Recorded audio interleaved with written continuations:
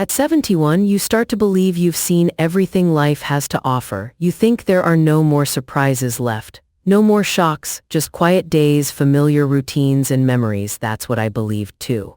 Until the afternoon I stood in my kitchen holding a cup of tea, staring through the frosted glass window above my sink and realized something wasn't right.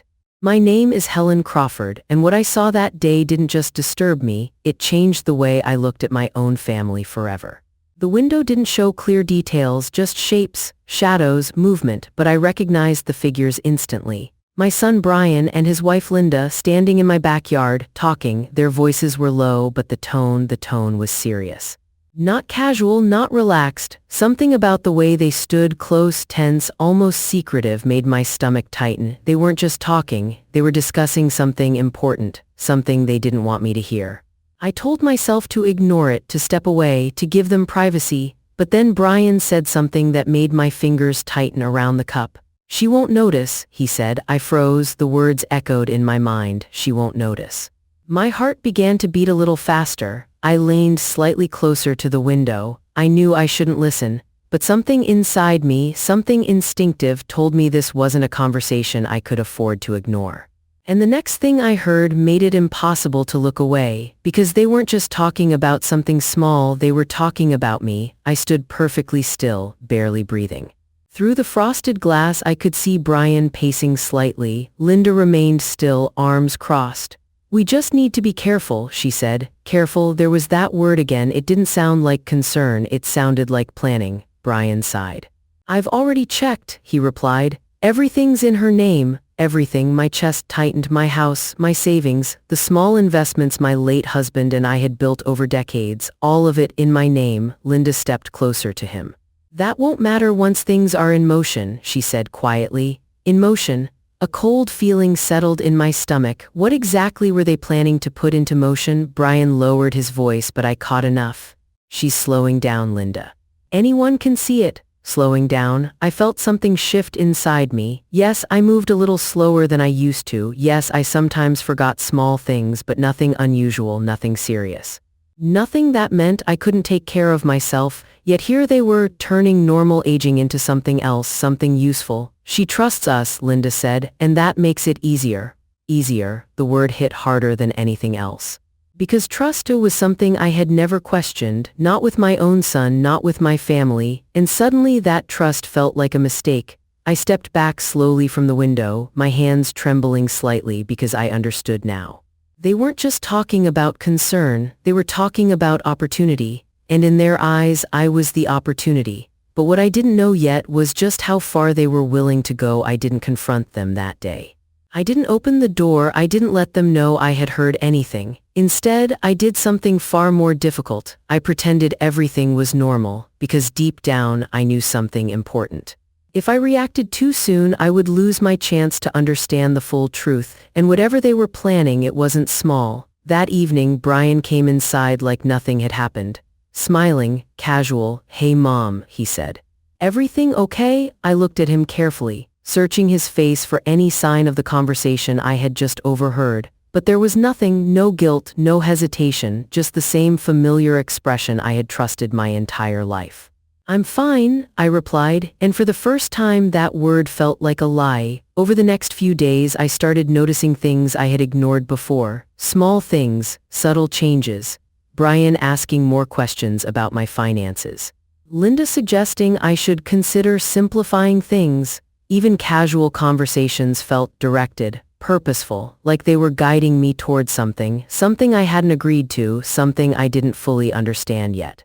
But the more I paid attention, the clearer it became. They weren't just concerned about me, they were preparing something, planning something, and whatever it was, it involved taking control. But control of what?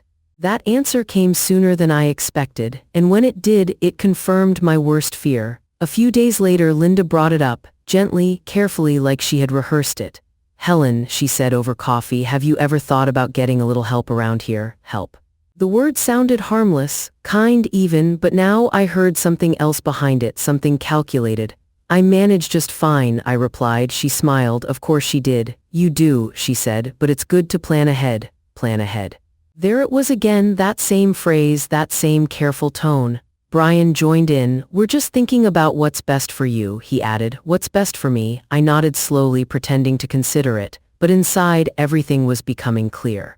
They were laying the groundwork, creating a narrative, one where I needed help, one where I couldn't manage on my own, and once that story was established, they could step in, take over, control decisions, finances, everything.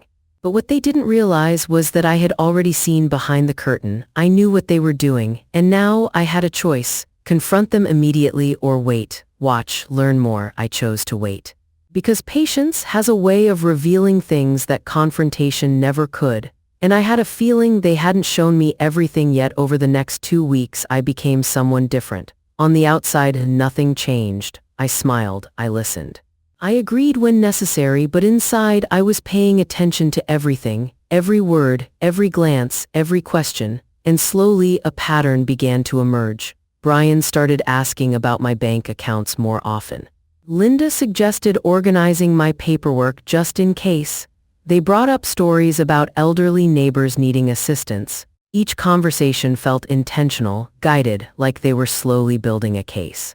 A case that would make it seem like I needed help, like I couldn't manage on my own. But the most telling moment came unexpectedly. One afternoon, I walked into the living room without making a sound. Brian and Linda were talking again, not outside this time, inside my own home. "We just need a little more proof," Brian said. "Proof," Linda nodded. "Once we have that, everything else will fall into place. Everything else." I stepped back quietly before they noticed me, my heart pounding, because now there was no doubt this wasn't concern. This was a plan, a calculated, deliberate plan, and I was at the center of it. But what kind of proof were they trying to gather, and how were they planning to use it? The answer to that question would change everything.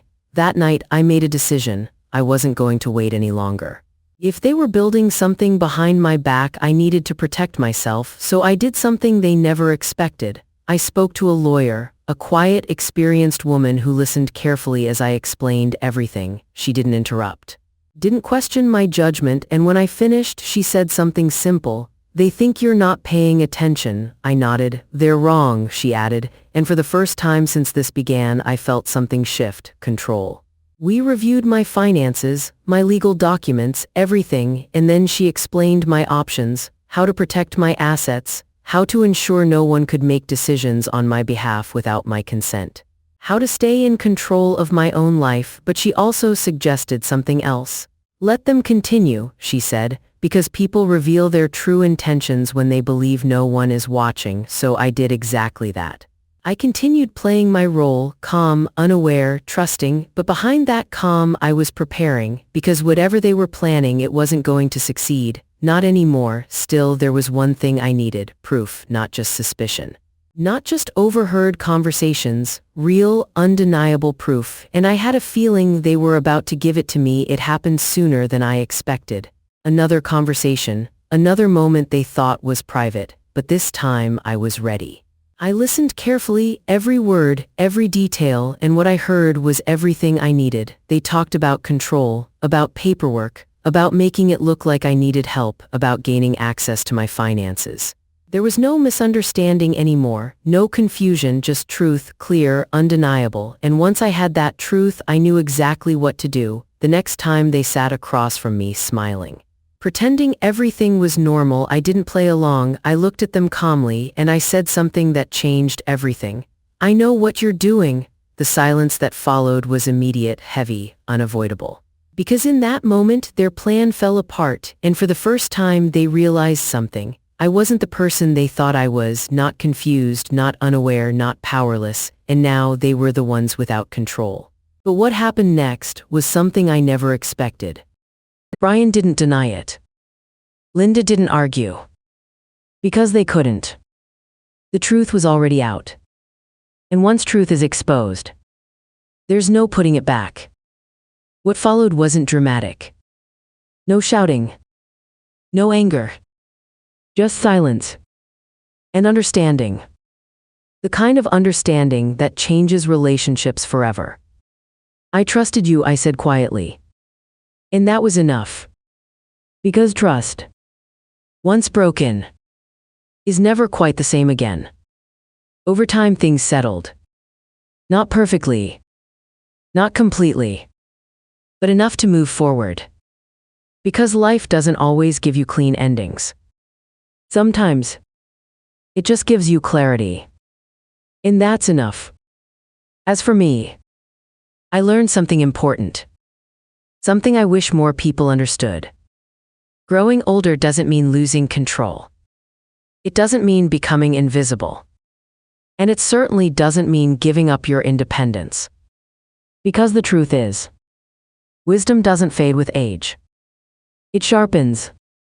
And sometimes, that wisdom is the only thing standing between you and the people who think they know what's best for you, even when they don't. And every now and then, when I stand in my kitchen and look through that same frosted glass window, I remember that moment. The moment everything changed.